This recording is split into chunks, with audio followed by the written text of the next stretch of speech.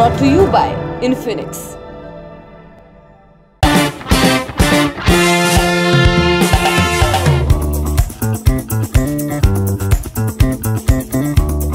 America में एक महान लेखिका हुई हार्पर ली।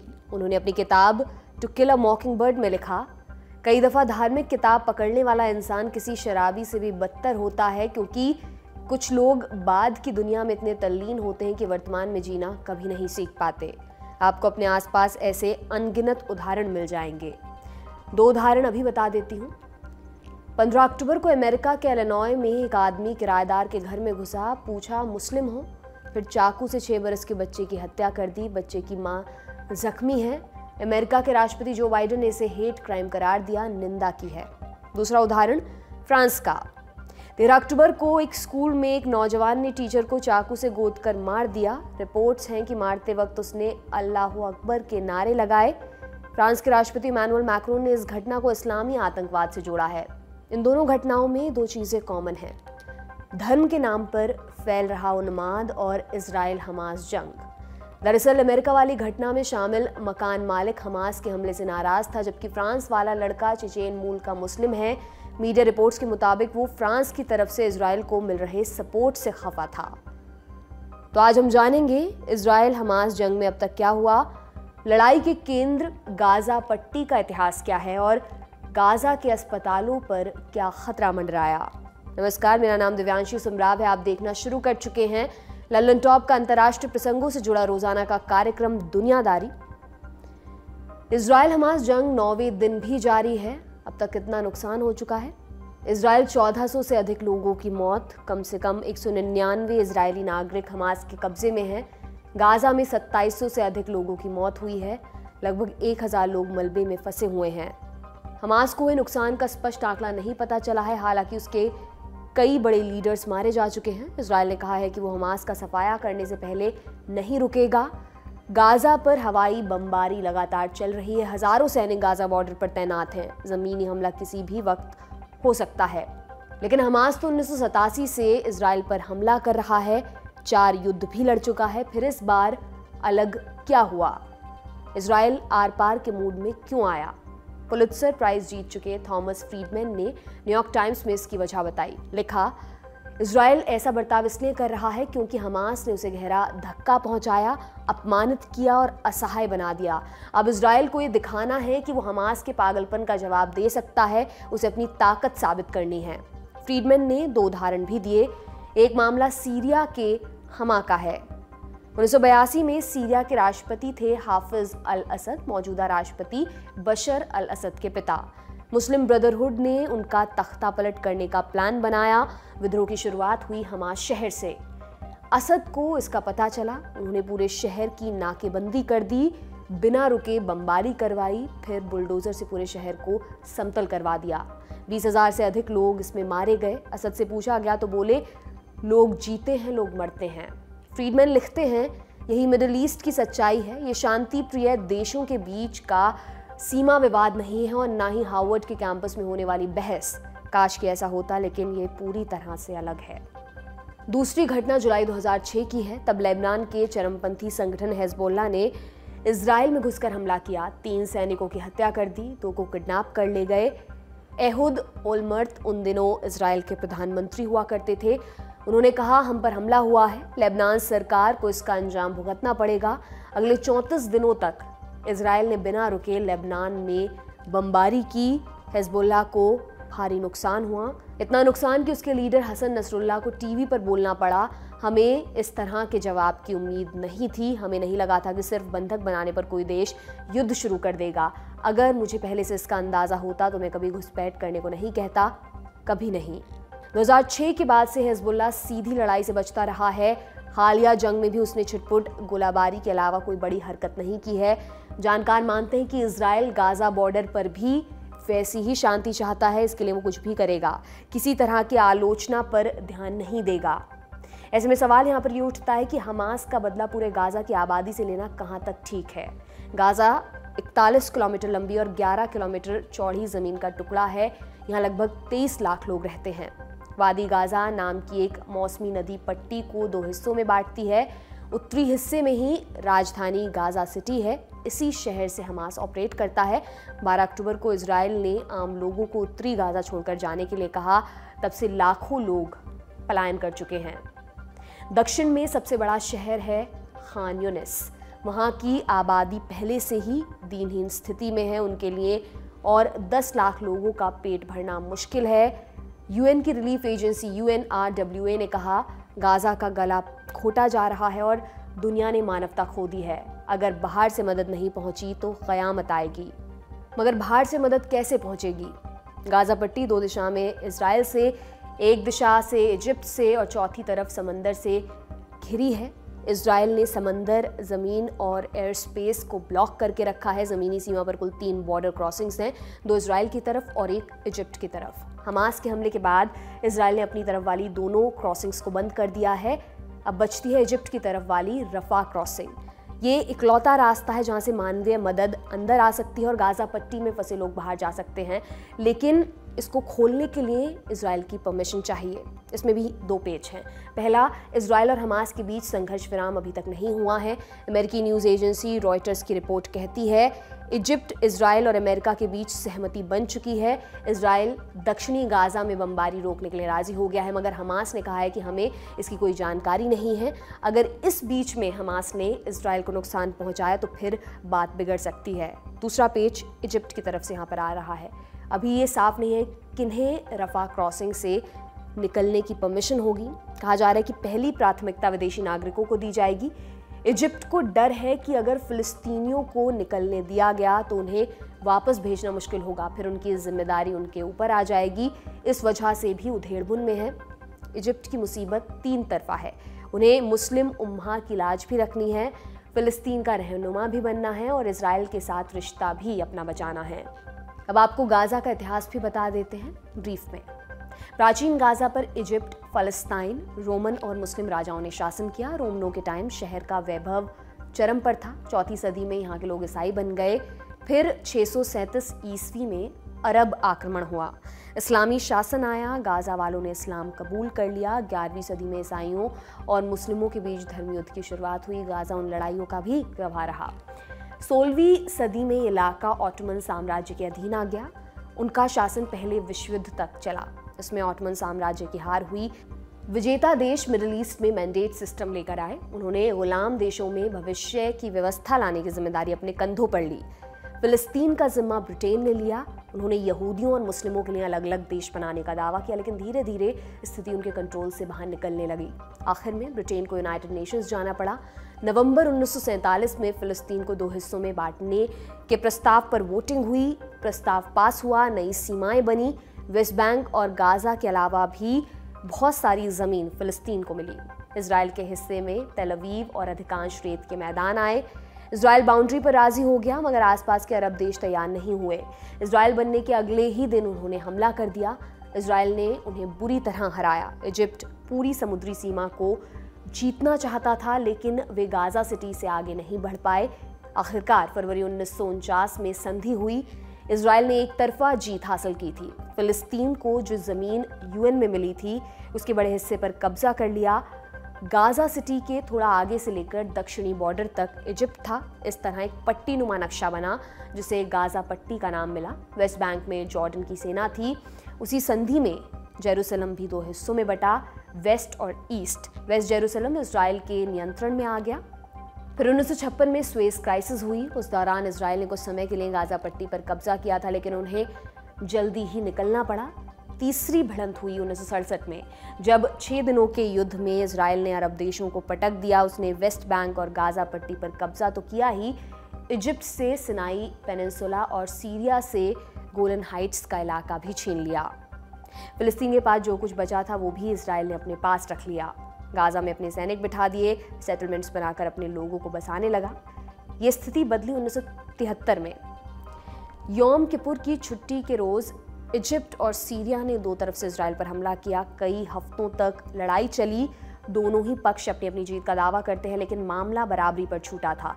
इस युद्ध के बाद इजिप्ट और इजराइल के बीच बातचीत का माहौल तैयार हुआ। 1979 में दोनों देशों में समझौता हुआ। इजराइल ने सिनाई पेनिनसुला लौटा दिया। दोनों देशों ने एक दूसरे को मान्यता भी दी, डिप्लोमेटिक रिश्ते शुरू हुए। हालांकि गाजा पट्टी में इजराइल बना रहा। 1990 के दशक में फिलिस्तीन लिबरेशन ऑर्गेनाइजेशन के साथ इजराइल ने ओस्लो अकॉर्ड्स पर दस्तखत किए। फिर फिलिस्तीन अथॉरिटी की स्थापना हुई। उन्हें वेस्ट बैंक और गाजा में शासन का अधिकार मिला। इजराइल ने फिर भी कंट्रोल बनाए रखा। ओस्लो अकॉर्ड्स कभी सफल नहीं हो सका। पीएलओ की खूब लानत मलानत हुई। 2004 में पीएलओ के सबसे बड़े नेता यासिर अराफात की मौत हो गई। अगले बरस इजराइल ने गाजा से अपनी सेना निकाल ली, लोगों को भी वापस बुला लिया। इसके एक बरस बाद यानी 2006 में गाजा में चुनाव हुए। हमास ने पीएलओ को हरा दिया और वहां का सर्वे सर्वा बन बैठा। तब से हमास और इजराइल के बीच संघर्ष जारी है। इजराइल ने पूरी गाजा पट्टी को बंद करके रखा है। सिक्योरिटी टावर्स हैं, जमीन के अंदर कंक्रीट की दीवारें हैं ताकि हमास सुरंग ना बना पाए। हर समय निगरानी भी होती है, लेकिन 7 अक्टूबर 2023 को सारा इंतजाम फेल रहा। हमास इजराइल में घुसने में और आतंक फैलाने में सफल हुआ। अब इजराइल की बारी है। जानकार कहते हैं कि ये बदला निर्णायक होने वाला है। हमने इस मसले को विस्तार से समझने के लिए वेस्ट एशिया मामलों के एक्सपर्ट कमर आगा से बात की। पूछा, गाजा पट्टी को लेकर मिडिल ईस्ट उबलता क्यों रहता है? सुनिए उन्होंने क्या कहा। और ये पैलेस्टाइन का हिस्सा रहा है हमेशा से। जो हिस्टोरिक पैलेस्टाइन था, पार्टीशन के बाद ये पार्ट इन लोग को फिलिस्तीन के लिए अलॉट हुई थी। ये एरिया उनको दिया गया था। 3 एरिया उन लोगों को मिला था, वेस्ट बैंक, गाजा स्ट्रिप और जेरूसलम, ईस्ट जेरूसलम मिला। जेरूसलम एक्चुअली पार्टीशन प्लान के हिसाब से इंटरनेशनल सिटी बनना था, लेकिन बाद में क्योंकि वेस्ट जेरूसलम पे इसराइल ने कब्जा कर लिया तो वो फिर ये हुआ कि ईस्ट जेरूसलम इनको इन लोगों ने ले लिया। इनके पास था, इनके लोग थे अधिक वहां पे। और गाजा पट्टी जो थी, लेकिन ये आप देखेंगे तो ये काफी दूर है वेस्ट बैंक से, ये अलग थलग पड़ जाता है। और इसके अंदर एक ये भी है कि इसकी पॉपुलेशन इतनी नहीं थी, मगर जब पैलेस्टाइन का गठन हो रहा था उस समय काफी लोग वेस्ट जो थे इसराइल से, जो अब इस समय इसराइल है, इस क्षेत्र से निकल के गाजा पट्टी में जाके सेटल हुए थे। गाजा के अंदर जो है बहुत समय से देख रहे हैं हमस का जोर है। और हमस जो है वो बेसिकली ये एक आतंकवादी संगठन है। इनका विश्वास जो है वो वायलेंस मीन से अचीव करने का है सत्ता। और ये इनका जो बेस है वो है अखवान मुस्लिमीन। ये तो हुई इजराइल के दक्षिणी बॉर्डर की बात। उत्तर में क्या हो रहा है? उत्तर की तरफ लेबनान और सीरिया हैं। सीरिया की तरफ से थोड़ी बहुत गोलाबारी हुई। बदले में इजरायली सेना ने दमिश्क में एयरपोर्ट पर बमबारी की। इजराइल को अभी सबसे अधिक खतरा लेबनान से है। वहाँ ईरान के समर्थन वाला हिजबुल्लाह का अड्डा है। उसने अभी तक छिटपुट हमले ही किए हैं। हालांकि उसने कहा है कि सारे विकल्प खुले हैं। इजरायली सेना का दावा है कि ईरान हिजबुल्लाह को उकसा रहा है। एहतियात के तौर पर उन्होंने उत्तरी सीमा को खाली करा लिया है। वहां रहने वाले लोगों को सरकारी गेस्ट हाउस में ले जाया गया है। एक्सपर्ट से जानिए कि इजराइल फिलिस्तीन विवाद में लेबनान का क्या स्टेक है। क्या हिजबुल्लाह पूरे मुल्क का प्रतिनिधित्व करता है? नहीं, ऐसा नहीं है कि पूरा देश युद्ध चाहता हो। इसराइल युद्ध के खिलाफ वहाँ कई ग्रुप भी हैं। लेबनान जो है वो 3 भागों में बटा हुआ है। 3 समुदाय के बीच में है। एक तरफ तो शिया मुस्लिम समुदाय है जो बहुत बड़ा है, वहां पे 30-32% के करीब होगा, शायद आगे भी होगा। सेंसस हुआ नहीं बहुत जमाने से, सही फिगर नहीं मालूम है। फिर उसके बाद सुन्नी समुदाय है, सुन्नी मुस्लिम्स हैं। और फिर उसके बाद जो है वहाँ पे क्रिश्चियन जो सबसे ज्यादा माने जाते हैं। 82 में जो था वो इसके ऊपर इसराइल का लेबनान पे कब्जा हुआ। उसमें उन्हीं ने वहां से पीएलओ, वहां पे बहुत डोमिनेंट फोर्स थी, और उसको वहां से हटा के आए। और पहले पीएलओ के जो कैंप्स वगैरह थे वो साउथ लेबनान, जहाँ पे इस समय हिजबुल्लाह है वहां पे। और हिजबुल्लाह उस समय नहीं थी। उस समय अमल वहां पे एक दूसरा संगठन था जो बाद में जो कि पीएलओ के खिलाफ हो गया था। उसको लगा कि स्वयं यहाँ पे आना चाहिए। खैर बहरहाल 82 में वो लोग वहां से चले गए। उसके बाद हमस ये अमल वहां पे आ गया। अमल इनकी भी मलेशिया थी। फिर उसके बाद हिजबुल्लाह, वो फेल हो गया, हिजबुल्लाह आ गया। हिजबुल्लाह बहुत ही ऑर्गेनाइज स्ट्रांग ग्रुप है जो प्रो ईरानियन है शुरू से। और ईरान का इन्फ्लुएंस रेवोल्यूशन के बाद, इस्लामिक रेवोल्यूशन 79 के बाद शिया कम्युनिटी पे बहुत अरब की पड़ा था। सुन्नियों में भी था, ऐसी बात नहीं थी कि वहां पे भी। स्टेक इनका जो है लेबनान का डायरेक्ट कोई नहीं है, और है भी इस तरह से है कि उनको ऐसा लगता है कि अगर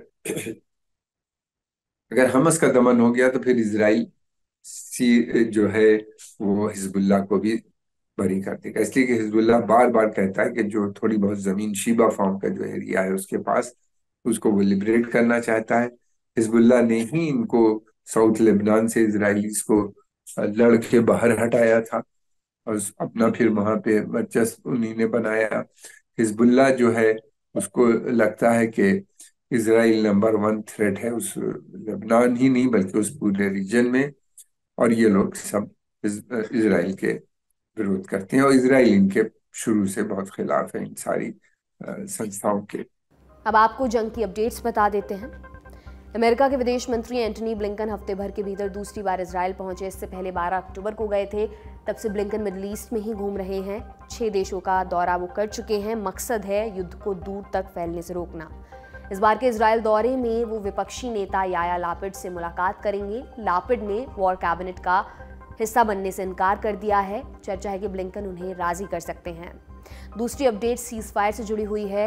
इजरायल और हमास दोनों ने सीज फायर की रिपोर्ट का खंडन किया। रफा क्रॉसिंग पर हजारों की संख्या में लोग जुटे हैं। इजिप्ट ने कहा कि हमें इजरायल की तरफ से परमिशन नहीं मिली है। इन सबके बीच यूएन एक बार फिर से असहाय साबित हुआ है। पूरी दुनिया के देशों का प्रतिनिधित्व करने का दावा करने वाली संस्था 9 दिनों के बाद सेफ कॉरिडोर तक नहीं बनवा पाई है।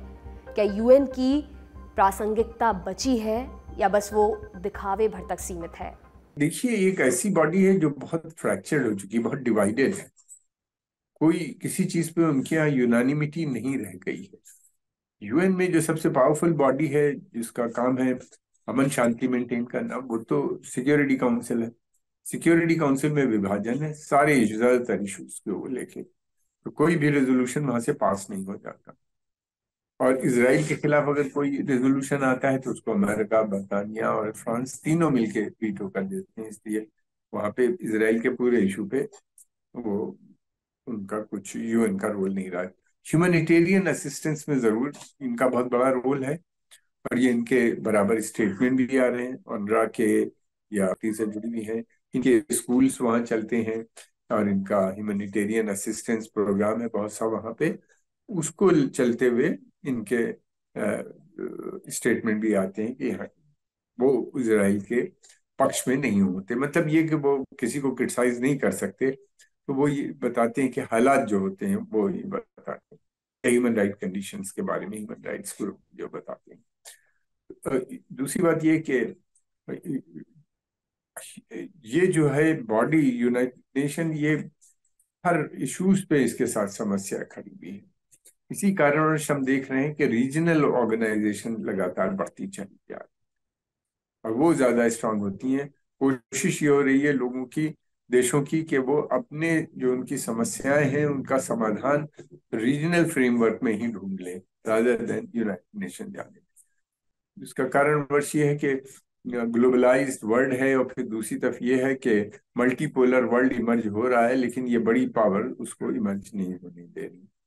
तो जिसके कारणवश वहां पे कोई किसी चीज पे डिसीजन नहीं ले जाता हो पाता। डिवीजन बना हुआ है, और बड़ी ताकतें ये भी नहीं चाहती कि उसका जो वहां पे मल्टीपोलर वर्ल्ड को इमर्ज करे, उसको रोकने की भी कोशिश करती है। हमने देखा है कि इस क्राइसिस में भी वो बहुत ज्यादा वो नहीं कर पा रहे, लेकिन इम्पोर्टेंट बहुत है क्योंकि वो रिफ्यूजीज, फिर उसके अलावा उनके फूड प्रोग्राम, फिर उसके बाद उनका बच्चों से जुड़े हुए बहुत से प्रोग्राम वहाँ पे चलते हैं। वहाँ पे जो रिफ्यूजी हैं उनके लिए भी उनके प्रोग्राम्स हैं, और जो इस समय हालात हैं उसमें यूएन ऑर्गेनाइजेशन की जो स्पेशल एजेंसीज हैं वो बहुत इम्पोर्टेंट हो जाती है। तीसरी अपडेट गाजा के अस्पतालों की है। यूएन का दावा है कि अगले 20 घंटों में सारे अस्पतालों में पावर सप्लाई बंद हो जाएगी। इजरायल की पूर्ण नाकेबंदी के बाद से फ्यूल की सप्लाई बंद है। उससे पहले ही इजरायल ने बिजली काट दी थी। चौथी अपडेट जो बाइडन से जुड़ी हुई है। रिपोर्ट्स हैं कि बाइडन इस हफ्ते इजरायल आ सकते हैं। अभी इसकी पुष्टि नहीं हुई है। अगर बाइडेन दौरा करते हैं तो ये बहुत बड़ी घटना होगी। 5वीं अपडेट वेस्ट बैंक से है। वेस्ट बैंक में हमास के 100 से अधिक सदस्यों को गिरफ्तार किया गया है। इजरायली पुलिस और आर्मी लगातार ऑपरेशन चला रही है। हमास के साथ जंग में वेस्ट बैंक अभी शामिल नहीं हुआ है। 6ठी अपडेट है यूरोप से।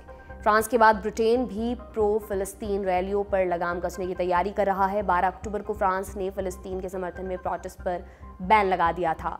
ब्रिटेन में एक प्रो फिलिस्तीन मार्च के दौरान यहूदियों के खिलाफ नस्लभेदी टिप्पणी हुई। इस पर प्रधानमंत्री ऋषि सुनक ने नाराजगी जताई, बोले इसे बर्दाश्त नहीं किया जाएगा।